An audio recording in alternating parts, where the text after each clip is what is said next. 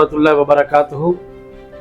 आज मेरे पास आए बैठे हैं मेरे बड़े प्यारे दोस्त राना मोहम्मद रमज़ान साहब, जो कि मुल्तान की केबल के हवाले से, एडवर्टाइजमेंट के हवाले से इनका मेरा ताल्लुक़ बना था 2004 में। और मुल्तान की करीबन 80% जो एड्स हैं वो इन्होंने ही बनाई हैं। FM के हवाले से भी ये काम करते रहे हैं और केबल्स के हवाले से भी काम करते रहे हैं। आजकल सोशल मीडिया के हवाले से काम कर रहे थे। राना साहब, आपका और हमारा साथ कैसा रहा, ज़रा बताइएगा। बिस्मिल्लाहिर्रहमानिर्रहीम।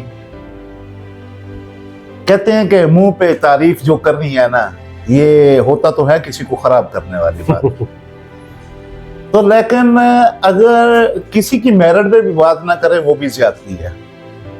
इनका मेरा तल्लक एक अलग बात है, लेकिन एज ए तबीब, एज ए हकीम जो मैंने प्रोफेशनल पाया, अपने मरीजों के लिए जो दर्द लेते हुए इन्हें मैंने देखा है, यकीन जानिए अपने मरीजों से फेयर होकर उनका इलाज जो करना है, मैंने आज तक ऐसा बंदा नहीं देखा।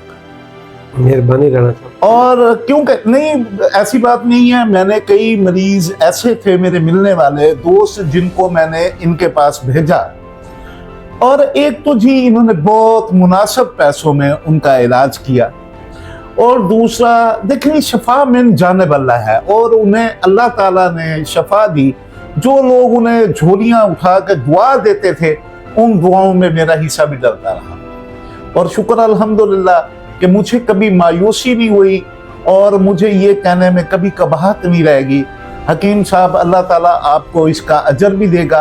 आप अपने मरीजों के लिए जो अपने उन्हें देखते हैं, दर्द दिल रखते हैं, उनसे तामन करते हैं, उनसे प्यार करते हैं, अल्लाह ताला उसका अजर देगा। और एक अच्छे तबीब का काम भी यही है कि वो इलाज करे, उनकी खाल ना उतारे। बेशक बेशक, बहुत बहुत शुक्रिया हमें दिल की गहराई से।